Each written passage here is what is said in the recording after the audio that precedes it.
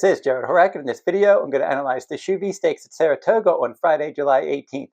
It goes as the 8th race, Grade 2, $200,000 Shuvee, fillies and mares, mile and an eighth on the main track. Scheduled post time 5:05 p.m. Eastern Time. Now we'll meet the field, and then I'll look at their today's racing digest, past performances, and then I'll give out my top choice. Sidamara is going to be number 1 in here for trainer Bill Mott. She's adding blinkers. She was part of the exacta in her first 4 career starts, and then she disappointed in her last couple starts. Probably needed her last start. She could move forward second after a layoff. Gun Song is number 2 in here for Mark Hennig.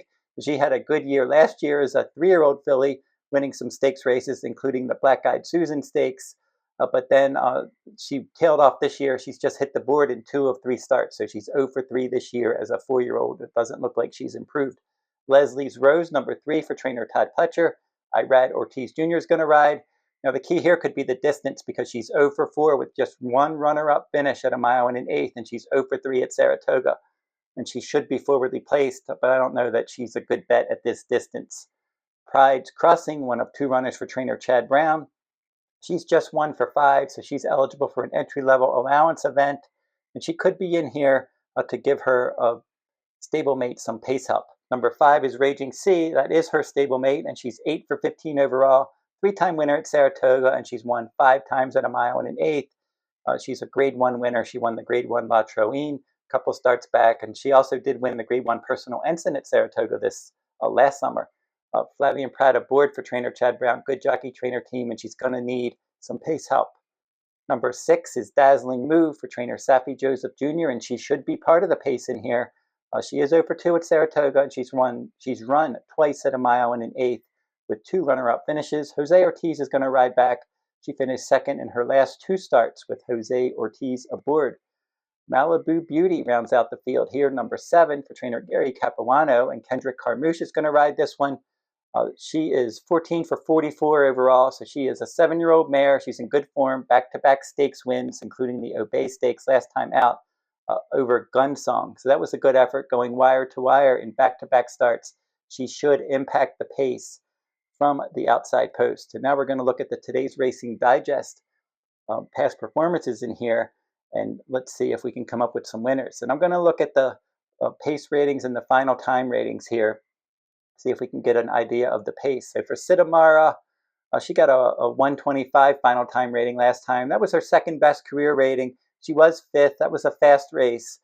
First start off of a long layoff. She's putting blinkers on here, so I think that could help her. She's going to save ground behind the speed, and there could be enough speed for her to chase. As I said, Gun Song looked better. Last year, she got a 140 and a 138 final time rating and 2 of her good ratings. But she did get a 135 last time. As I said, that was a fast race. But at Delaware, maybe that was a bit of an inflated number. I don't think she is as good as she was last year. Leslie's Rose had to ease last time out. And she has run some decent races, but I think shorter distances are better. She did finish a close 3rd in a Grade 3 race at Aqueduct in May, getting a 134 final time rating. But as I said, the mile and an eighth I think could be too far for her, and she is 0 for 3 at Saratoga. Pride's Crossing, she's going to be outclassed in here most likely. As I said, maybe Chad Brown's put her in here to get more pace to help Raging Sea in this event. And for Raging Sea, she's got a lot of good ratings, back-to-back 146 final time ratings. She has a 147 and a 150 last year. So she just comes out there and she runs some good quality ratings. In dirt route, she's 8 for 15. She's won at Saratoga multiple times. Good jockey trainer team here. A lot to like for this daughter of Curlin. I've always liked her. I picked her on top multiple times, and she's come through for me many times as well. And she could come through in this race for sure. Dazzling Move and Malibu Beauty. Now we're going to look at the pace ratings for these. They got a 195 for Dazzling Move last time, and then before that she got a 159. I think that 195 is inflated. I think that whole number from her last start at Saratoga in the slop was probably inflated a bit. She's one that she did get a 150 final time rating there, but I think if the track is fast here, maybe she won't run quite as well, and she will get some pace pressure from Malibu Beauty on the outside. This one, as I said, she's a veteran campaigner. She had a 153 pace rating last time out at Delaware. She's had 160s and 170s in pace ratings before, so she's one that's certainly capable of really impacting the pace. So If Dazzling Move and Malibu Beauty, both getting outer posts, go out there early, and maybe Pride's Crossing tries to get forwardly placed, Gunsong likes to be forwardly placed, Leslie's Rose as well, you're going to see a good race shape in here, possibly for Raging Sea. And Raging Sea is going to be my top choice. I just think that she could get the right setup in this event. She's the best horse on paper. She's got a lot of class, multiple graded winner. She handles Saratoga just fine. Last time that race was in the slop last time at Saratoga, and she ended up finishing third. But I think the flow will be in her favor here, and she could get the job done. She'll probably be the favorite. Now, the only other horse I really like in this race is Sidamara, and I like her more underneath.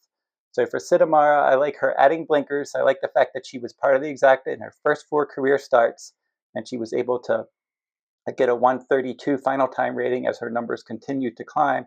And then she started to tail off a bit after that, and then they laid her off, and she needed that race most likely. That was a fast race. Like I said, she got a 125 final time rating there. She needs to jump up and run faster, but I think she will, adding blinkers, inside post, gets pace to chase. I think Sidamara could end up hitting the board in here. So if we can get a decent enough price on Raging Sea, maybe a win wager would come into play, but probably not, just because they're going to probably bet her down pretty good in here. But Raging Sea is my top choice. Sidamara is my second choice. I would like to play a one-way exacta with Raging Sea over Sidamara, and then maybe throw Sidamara in third, using all in the runner-up spot with Raging Sea on top in that trifecta. So that is my look at the Shuvee. And if you're interested in past performances from all of the big summer meets, today's Racing Digest has a summer special going on right now. You can get unlimited access to all of the Today's Racing Digest products from now through September 7th. And included in that, complete digests, fast figs, race sheets, fractional charting for Del Mar, Saratoga, Gulfstream, Monmouth, Woodbine, and all of the big tracks. That offer is worth over $1,500, but you can get it for $199 this summer. There's no limits. You can get every track, every race day.